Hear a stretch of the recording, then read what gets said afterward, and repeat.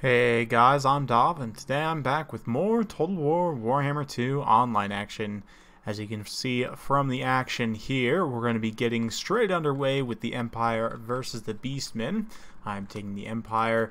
We're going to be led by Boris Todbringer. Let's go ahead and pause just briefly to go over the army compositions as the battle is already kicking off. My opponent has gone with a very heavy vanguard, as you can see. He's got lots of Gore Herd, Blackhorns, Ravagers, a couple of Ungor Herd as well, a few Ungor Raiders. In terms of his leadership, he didn't take Kazrak, interestingly enough, who can Vanguard deploy and can be very strong in a full Vanguard. Instead, he's got Morgur the Shadowgave, Brasham, Lore of Wild with Viletide and Savage Dominion. Over here, he's got some Chaos Poison Warhounds with Centaurs, Mirror over on this side, and out in the far corner, we do have some Harpies, it looks like. Yep, and also the Sons of Goros Centaurs with Grey Weapons, a regiment of renown. For myself, you saw those Pistoliers in the opening shot there. We've got 3 of them. These guys are no meme, folks. They're actually pretty decent in a few matchups, including this one. We've got Boris up on a Griffon here, and a second Griffon with an Amber Wizard atop. Yeah, he's carrying Flock of Doom and Pan's Impenetrable Pelt, which gives speed and physical resistance. Front line's going to be some Spearmen with shields. We've got the Sigmar Sons as well as the Tattersouls. Been digging on these Tattersouls lately. They're a pretty strong regiment of renown due to the fact that they have so many unit models. They can do some pretty good damage. We've also got Reiksguard, of course, all around. So, yeah, let's get straight underway.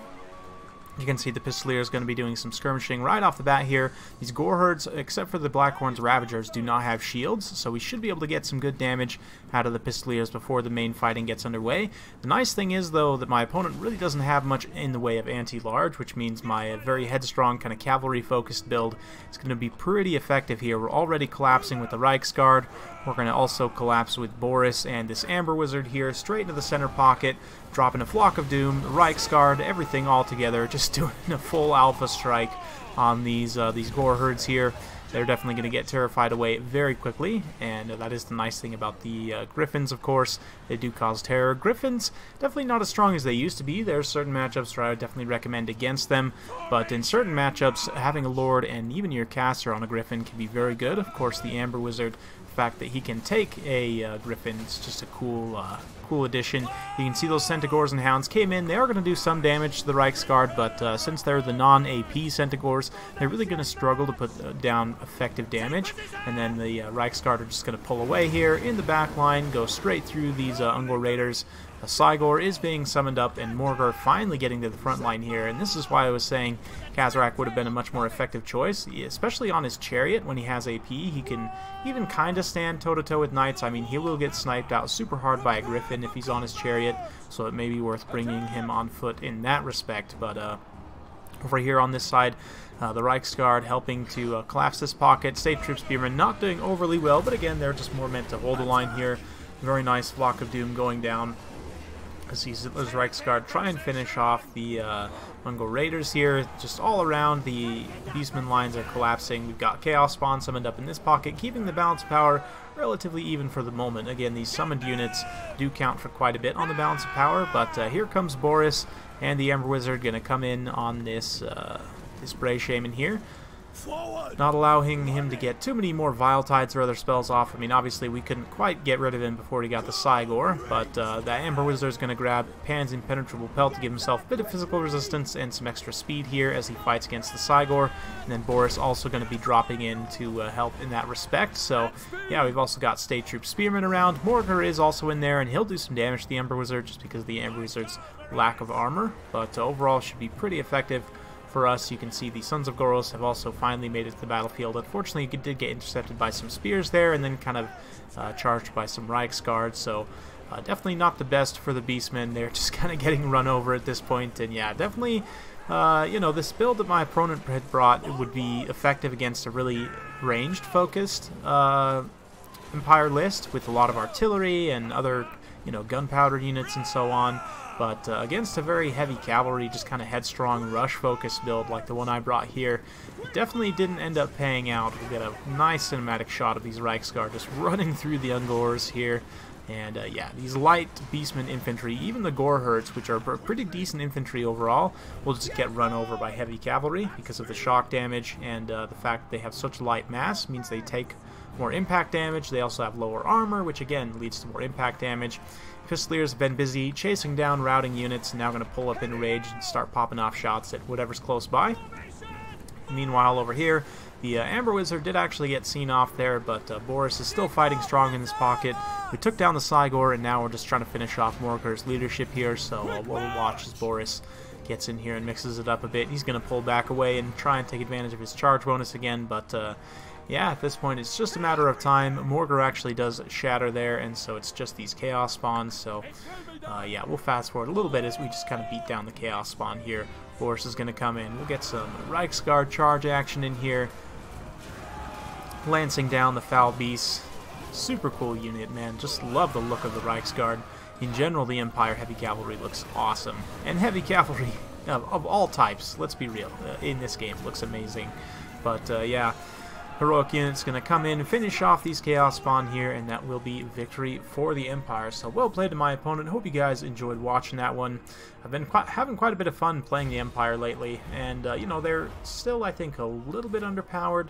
Flagellants aren't quite where they need to be, and some of their higher tier infantry like halberdiers and greatswords aren't necessarily super cost effective, but overall they're pretty solid. They have a lot of variety. They can bring a number of different things to the table. Like my opponent obviously did not expect a strong heavy cavalry focused build because he really didn't have the tools to deal with it.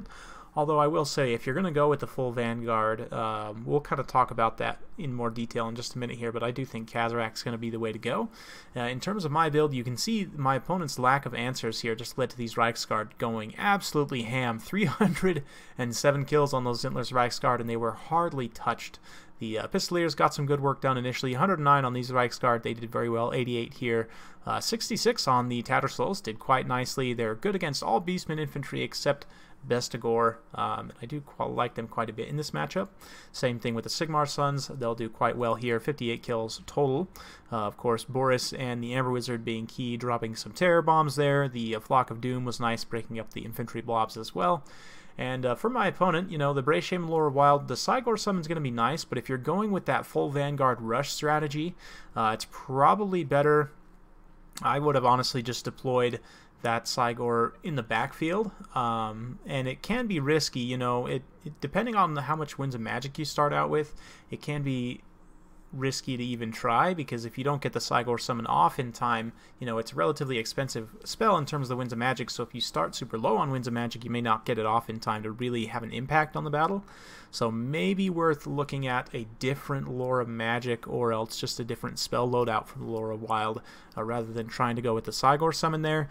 In terms of the full Vanguard thing, let's talk about that a little bit, because the Beastmen can do that relatively effectively, but I do think that you would want to make a few changes from where my opponent was at. So in terms of the lore choice, I've already talked about that a little bit, but Kazarak's going to be a solid choice. If your opponent has heavy gooning power, particularly up in the air, I'd definitely take him on foot. Otherwise, the Chariot can be a good option.